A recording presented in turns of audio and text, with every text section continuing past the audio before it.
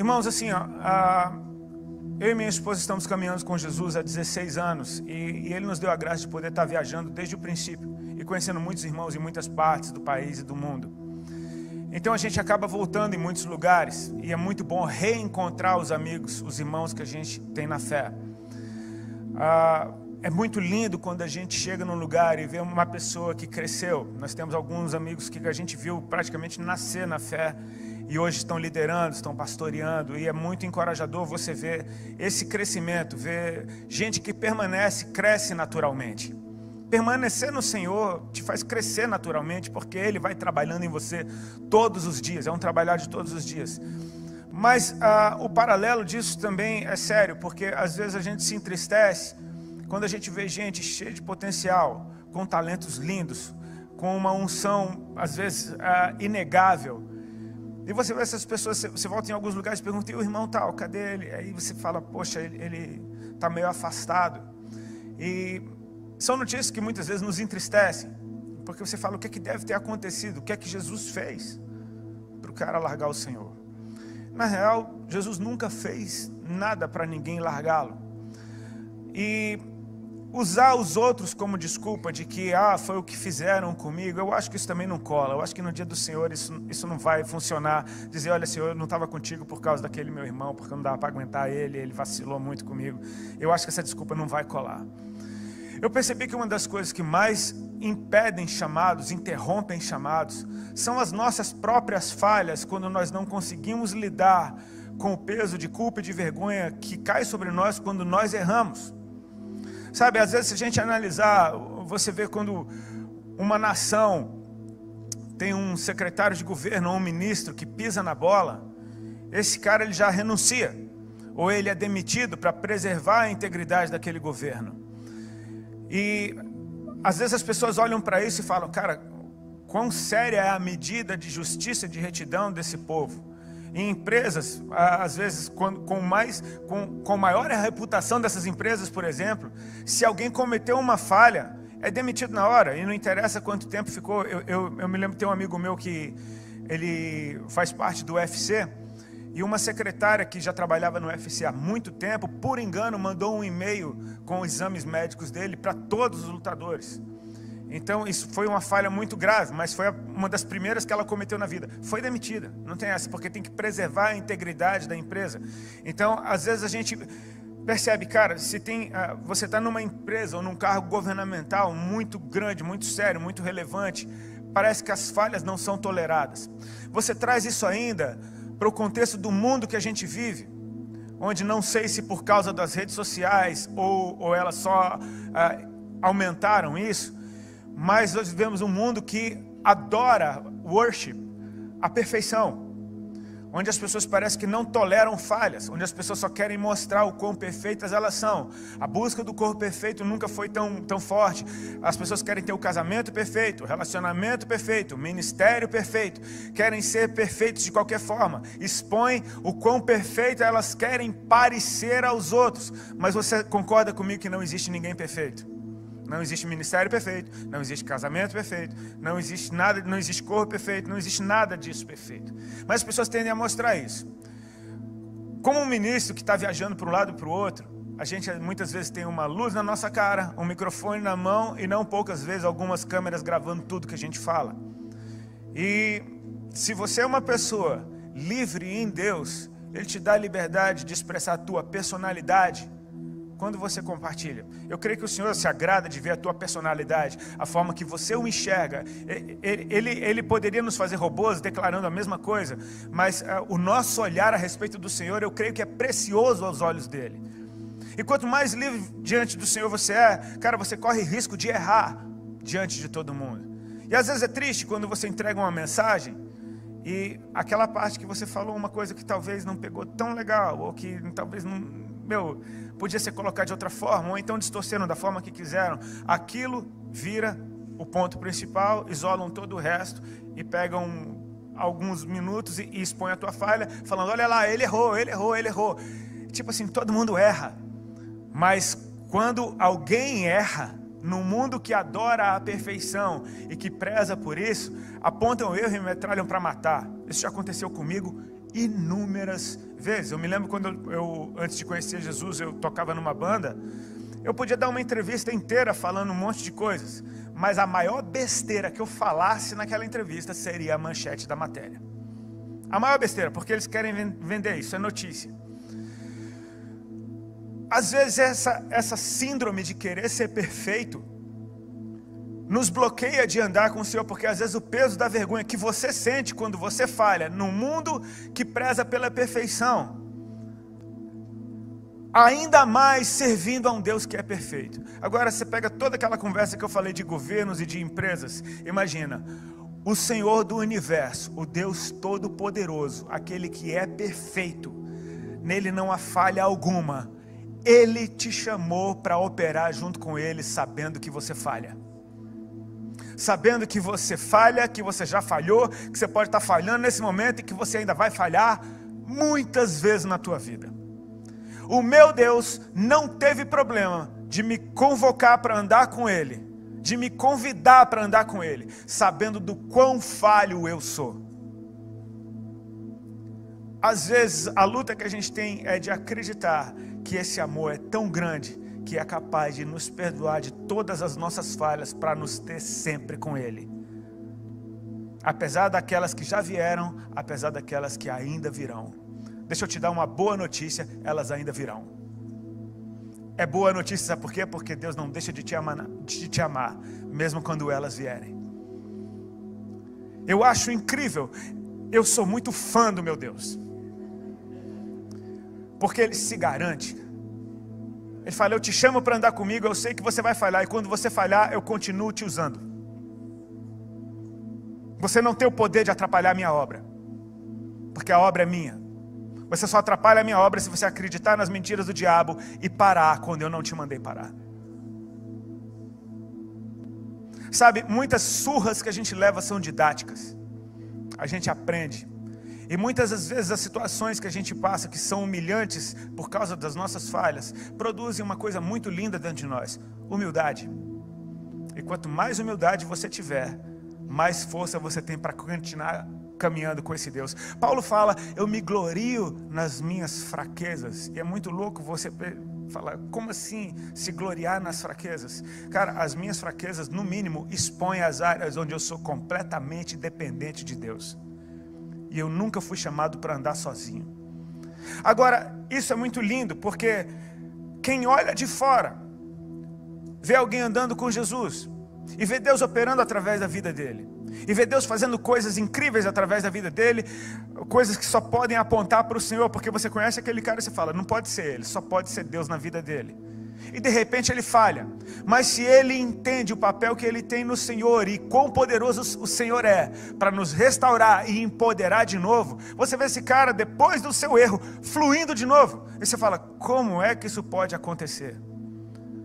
Foi aí que eu comecei a olhar para a ceia do Senhor de uma forma completamente diferente, porque é um evento poderoso para te restaurar e empoderar numa velocidade que você não consegue assimilar. Sabe, o corpo de Cristo, parece que quando nós estamos em comunhão uns com os outros, isso nos cura. Às vezes um membro doente, uma laranja podre, apodrece todo o saco de laranja, é o que a gente ouve na vida. Cara, mas se um membro doente chega dentro de um corpo sadio, ele fica sadio.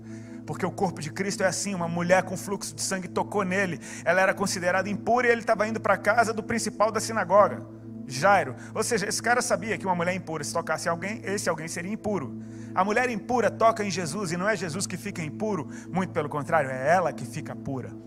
O corpo de Cristo sara aquele que está doente. Então aquele que está doente tem que estar no corpo de Cristo para ser sarado, tem que estar em comunhão com os irmãos. Essa é a ceia do Senhor, participando do corpo e do sangue do Senhor, entendendo que só isso traz restauração e empoderamento, numa velocidade que você precisa crer completamente em Deus. Ele pode te restaurar e empoderar num instante, porque é Ele quem faz essas coisas. Sabe, essa palavra, quando Paulo ensina sobre a ceia, para mim sempre soou muito pesada. Tipo, examine-se o homem a si mesmo antes de comer. Parece que ele faz até um tom de voz, rapaz, cuidado, vigia, crente. Eu conheço gente que ficou anos sem tomar ceia, porque eu estou em pecado. É algo que traz temor. Quem come e bebe sem discernir do corpo do Senhor, come e bebe para o seu próprio juízo. Uou! Você fica com medo da ceia. Você fala, meu Deus, essa ceia... Aí você começa a pensar, cara, eu acho que eu não vou tomar essa ceia, porque se eu tomar, eu estou mal. Mas ao mesmo tempo, se você não tomar, você está mal. Se você não participar da ceia do Senhor, se você não participar do corpo dele, do sangue dele, aí é que você está mal, você está fora do corpo. Examine-se a si mesmo. Eu não tenho como pensar nisso tudo e não vasculhar nas Escrituras como foi a última ceia que Jesus teve com seus discípulos. E eu creio que para ele era um momento muito especial, porque ele tinha um entendimento do que estava acontecendo e do que iria acontecer, diferente de todo mundo que andava com ele. Por mais que ele tivesse avisado, a partir da revelação de Pedro, de que ele iria morrer e ressuscitar ao terceiro dia, parece que eles não queriam acreditar ou não entendiam como isso iria acontecer. Mas ele manda aqueles discípulos prepararem a ceia da Páscoa. E eles preparam, e eu creio que aquele é um momento de festa, principalmente para o judeu. Toda vez que se sentam à mesa numa celebração como essa, a Páscoa é a celebração do fim do cativeiro. Tipo, não era um evento de entristecer, mas um evento de alegria. Vamos nos alegrar, nós estamos juntos, sentados à mesa. Eu creio que aquela mesa devia estar muito linda, muito bem preparada. E para o Senhor, então, ele sabendo que aquela seria a última ceia que ele tomaria antes da vinda do reino, para ele era um momento muito especial. Mas eu sei que às vezes é um lugar muito solitário, quando só você entende o propósito do que está acontecendo. Antes de tomar a ceia, o Senhor Jesus lança uma questão naquela mesa, que parece um balde de água fria, mas se você perceber direito, só aumenta o nível do que ele estava para fazer ali. Ele disse: um de vocês que está sentado à mesa há de me trair. Cara, eu acho que essa não é a conversa mais legal para você ter num ambiente de festa. Tipo assim, eu estou sentado com vocês aqui, mas um de vocês vai me trair. Imagina o climão que deve ter caído sobre aquele lugar. Tipo assim, se tivesse uma barulheira, risada, eu acho que ficou todo mundo em silêncio com o olho arregalado. Sabe, nos nossos tempos, nos nossos dias, talvez se Jesus falasse, um de vocês vai me trair, todo mundo ia começar a apontar um para o outro. Ah, eu tenho certeza que é você. Não, é aquele vacilão. Ele vacila com todo mundo, ele fez de novo. Jesus sabe, tá vendo? Jesus sabe. Ó, Deus está vendo, pega ele, Jesus. É verdade, Senhor. Já ouviu várias dessas. Mas o que aconteceu naquele lugar, meu irmão, quando Jesus fala algo sério desse jeito, eu não sei, quando Jesus fala num ambiente, parece que só estou eu e ele ali naquele lugar. Não interessa quem está ao meu redor e não interessa quem não está ali. Porque muitas vezes quando a gente ouve uma coisa pesada, a gente fala, fulano tinha que estar aqui para ouvir isso. Não, mas fulano não está. Quem está é você. Não. Quando Deus fala alguma coisa, é para mim que Ele está falando. É para mim que Ele está falando. E a atitude daqueles discípulos, então, ela é constrangedora. Porque a Bíblia diz que após Jesus dizer, um de vocês vai me trair, um a um foi até ele e perguntava, porventura sou eu, Senhor? Olha o entendimento, a consciência que caiu sobre os discípulos. Sou eu? Se expondo diante de todo mundo e principalmente diante dele, saindo do seu lugar e indo até ele para perguntar, sou eu? Sabe, porque Jesus disse, um de vocês vai me trair, ele não disse quem era. Seria muito mais fácil ele falar, olha, eu estou aqui sentado com vocês, mas está ligado naquele cara ali, cuidado com ele. Ele não fez isso, ele falou, um de vocês vai me trair, ou seja, pode ser qualquer um. E a gente não entende o nível de traição com o qual ele estava falando, ou seja, pode ser qualquer atitude que tenha soado como traição para o Senhor. Ou seja, nessa mesa Jesus lança uma questão a respeito de infidelidade. Tem um infiel aqui dentro. E todos começaram a perguntar, porventura sou eu? Eu percebo a motivação dentro do coração deles. Senhor, se sou eu, me fala. E me fala o que é. Porque eu estou na tua mesa. o Senhor já sabia disso antes de ter lugar para mim nessa mesa. Você entende isso? Que tem uma mesa na qual você se assenta com Ele, e tem traidor naquela mesa, e tem lugar para o traidor também.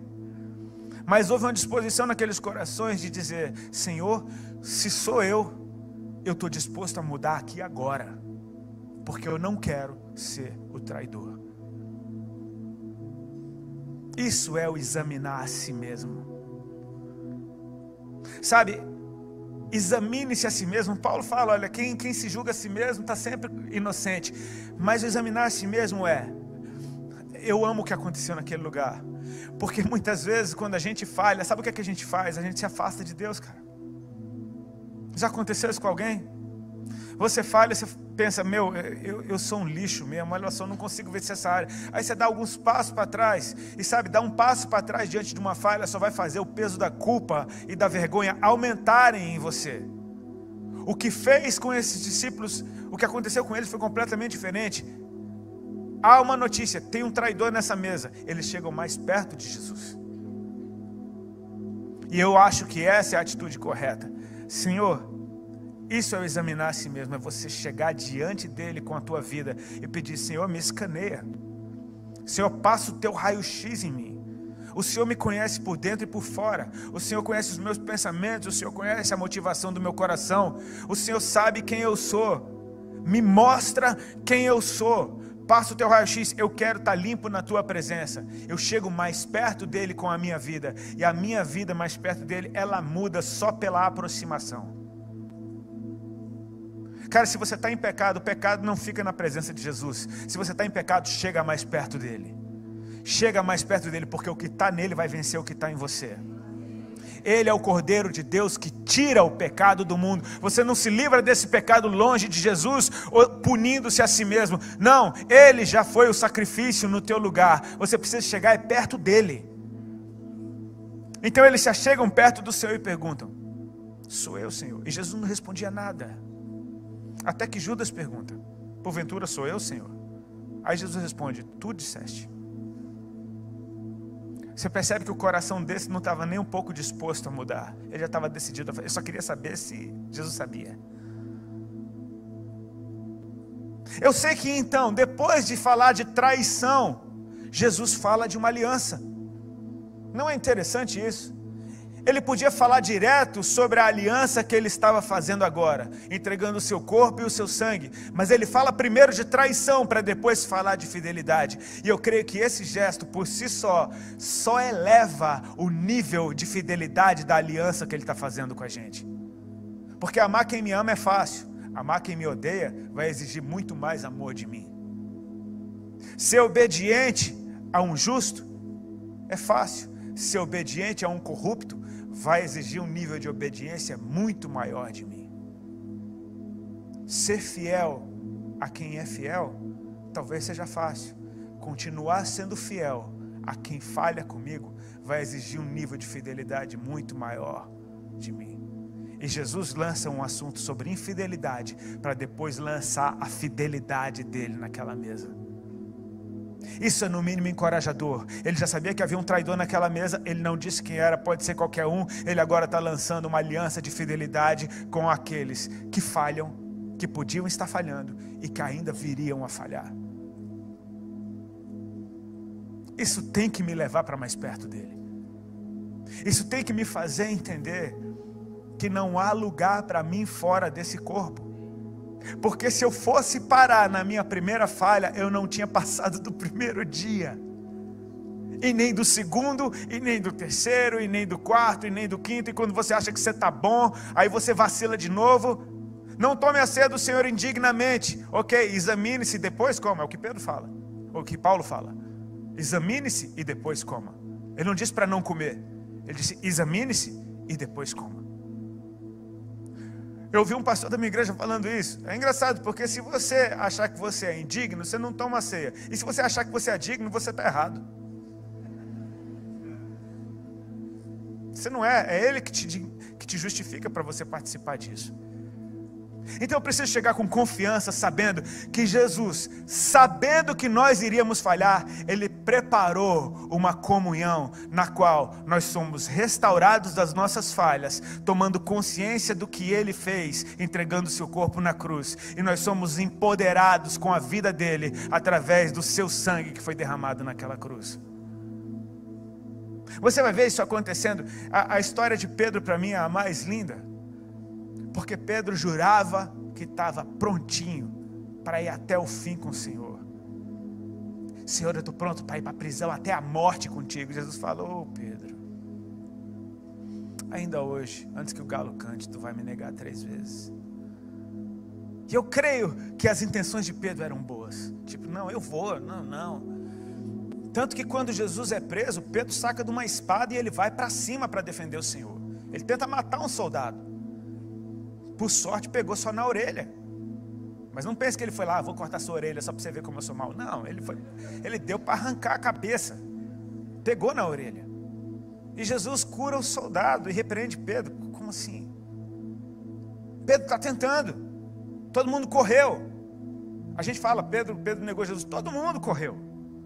Podia ser aquela traição. Todo mundo correu. E Pedro continua feito um ninja, indo atrás do Senhor. Eu vi uma camiseta de um pirralho esses dias nas férias, que foi muito legal, que era uma camiseta assim: você vê algum ninja? Você ouve algum ninja? Então tem algum ninja. Porque se você não vê nem ouve, eles estão ali. Pedro foi boa essa. Israel riu, cara. Uau, eu consegui.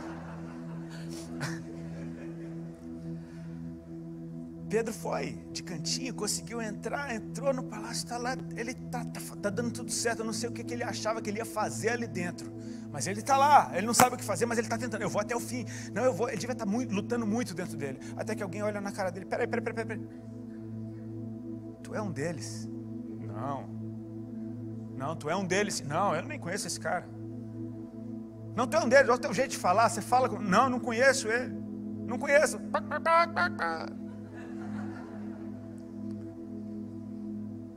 E de repente a Bíblia diz que os olhos de ambos se cruzaram, Jesus e Pedro. E Pedro chorou amargamente, cara. E soube quem ele era naquela hora. Mas sabe, a gente tem uma visão muito religiosa dos eventos e acha que Jesus olhou para a cara de Pedro falando: tá vendo? Vacilão. Me negou até você, tá vendo? Eu creio que os olhos do Senhor eram olhos de amor, cara. Eu creio que o que constrange é Pedro negar Jesus, olhar nos olhos dele e o amor ainda está ali, olhando para ele, falando: Pedro, fica de boa. Eu tenho que fazer isso só, cara. Eu ainda te amo. Perceber que o amor ainda está ali, você negou o amor e o amor continua te amando, e você vacilou mesmo depois de tudo que ele fez por você, ele continua te amando, e você pensa: eu já não presto mais para nada, eu vou me matar que nem Judas, e o amor está falando: não, fica firme, isso ainda vai ser muito útil, eu conto com você. Como assim eu sou um vacilão? Jesus ressuscita, aparece para Maria e diz: avisa para os discípulos e para Pedro irem para Galiléia, porque lá eles vão me ver. Ele falou o meu nome? Ele não estava te condenando, ele te chamou pelo nome, cara. Eles chegam na Galiléia e quando eles veem o Senhor, eles não reconhecem, até que Jesus manda eles pescarem, lançarem a rede para o outro lado, e parece que ele faz um flashback do primeiro dia. Tipo assim: a gente já passou uma noite inteira pescando, não pegou nada, e quando ele apareceu, foi a melhor pesca da vida. Acontece de novo, Jesus está dizendo: ei, vamos começar de novo? Como se fosse o primeiro dia. Vocês têm alguma coisa de comer? Não pegamos nada. Quando eles chegam na praia, Jesus já tem peixe para eles. Tipo assim: eu só estou querendo que você saiba que agora está muito melhor do que já foi. Agora você vai conhecer a minha misericórdia. Você vai conhecer minha graça num nível que você nunca conheceu antes.